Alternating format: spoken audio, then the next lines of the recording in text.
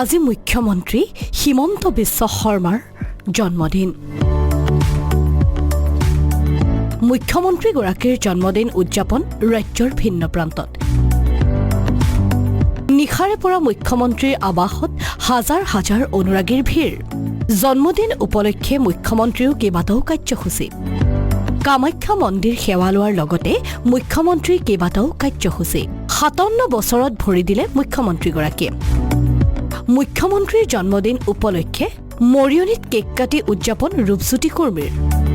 জন্মদিন উদযাপন কৰি ৰূপজ্যোতি কুৰ্মীয়ে ক'লে, ভগৱন্তৰ অন্য এটা ৰূপ অসমৰ মুখ্যমন্ত্ৰী। ভিন্ন ৰূপত আবিৰ্ভাৱ হয় মুখ্যমন্ত্ৰীৰ। শাস্ত্ৰৰ মতে প্ৰভু শ্ৰীকৃষ্ণ কৈছিলে সময়ে সময়ে তেখেতে যেতিয়া বিপদ আহিব ৰাইজৰ, যেতিয়া অধৰ্ম হ'ব, যেতিয়া ৰাইজে দুখত থাকিব, তেওঁ কিবা ৰূপত আহি পেলাই দেখা দিম বুলি কৈছিল। আৰু আমি জানো দশাৱতাৰ লৈছিল আৰু উদ্ধাৰ কৰিবলৈ ধৰ্ম প্ৰতিষ্ঠা কৰিবৰ কাৰণে প্ৰভু বিষ্ণুৱে।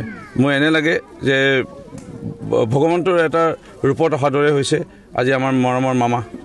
আৰু আজি অসমখনৰ বহুত প্ৰয়োজন আছিলে উন্নয়ন, বহুত প্ৰয়োজন আছিলে সংস্কাৰ, ইয়াত হয়তো চাকৰি বাকৰি প্ৰদানৰ ক্ষেত্ৰতে হওক। এয়া ধিঙৰ দৃশ্য। সংখ্যালঘু লোকে মাজনিশা উদযাপন কৰিলে হিমন্ত বিশ্ব শৰ্মাৰ জন্মদিন। কেক কাটি আল্লাহৰ ওচৰত দোৱা কৰিলে সকলোৱে। আমি যি সকলোৱে ভাবিছোঁ, আল্লাহ যি মনৰ আশা লৈ পেলাই আমি এই জন্মদিন পালন কৰিছোঁ, আল্লাহ আমাৰ সকলো মনৰ আকাংক্ষা তুমি পূৰণ কৰি যাব। আল্লাহ আল্লাহ অসমৰ ভিতৰত, বিশ্বৰ ভিতৰত আল্লাহ সকলো ইছলাম এবং আমাৰ সকলো জাতিকে আল্লাহ সমানভাৱে আল্লাহ চাবলৈ আল্লাহ তুমি আমাৰ মুখ্যমন্ত্ৰী মহোদয়ক আল্লাহ মনৰ ভাৱ যি আছে আল্লাহ সকলো মানুহক একে প্ৰকাৰে চাবলৈ তুমি তৌফিক দান কৰা। মুখ্যমন্ত্ৰীৰ দীৰ্ঘায়ু কামনা কৰি গৌৰীপুৰ পানবাৰী মছজিদতো দোৱা। আমি তোমাৰ ওচৰত প্ৰাৰ্থনা, আল্লাহ তাক তুমি দীৰ্ঘায়ু কৰা। আল্লাহ জাতি ধৰ্ম বৰ্ণ নিৰ্বিশেষে সকলোৰ কাৰণে ভাল ভাল ফয়ছলা, ভাল ভাল সিদ্ধান্ত লোৱাৰ কাৰণে তাক তুমি তৌফিক দিয়া। নাৰায়ণপুৰতো উদযাপন মুখ্যমন্ত্ৰীৰ জন্মদিন। কেক কাটি কণ কণ শিশুৰ মাজত জন্মদিন উদযাপন কৰিলে হিমন্ত বিশ্ব শৰ্মাৰ ফলোৱাৰ্ছ গ্ৰুপে। নুমলীগড়ৰ এদল আইতাৰ উদযাপন মুখ্যমন্ত্ৰীৰ জন্মদিন। জন্মদিন উদযাপন আইতাসকলৰ।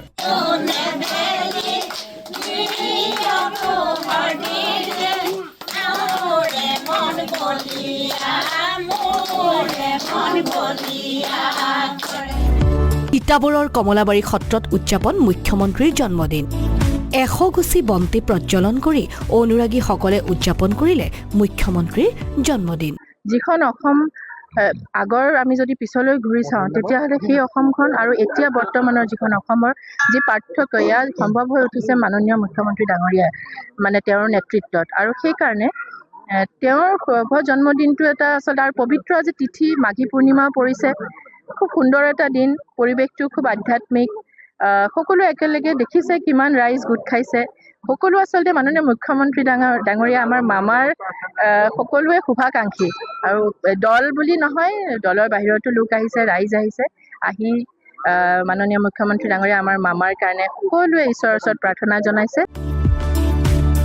এনেদৰে ৰাজ্যৰ ভিন্ন প্ৰান্তত উদযাপিত হ'ল মুখ্যমন্ত্ৰী ডক্টৰ হিমন্ত বিশ্ব শৰ্মাৰ জন্মদিন। আমিও অসমৰ মুখ্যমন্ত্ৰী ডক্টৰ হিমন্ত বিশ্ব শৰ্মালৈ জনাইছো জন্মদিনৰ অলেখ অযুত শুভকামনা। ব্যুৰ' ইনপুটৰ সহযোগত নিউজ ডেস্ক আছাম টক্স।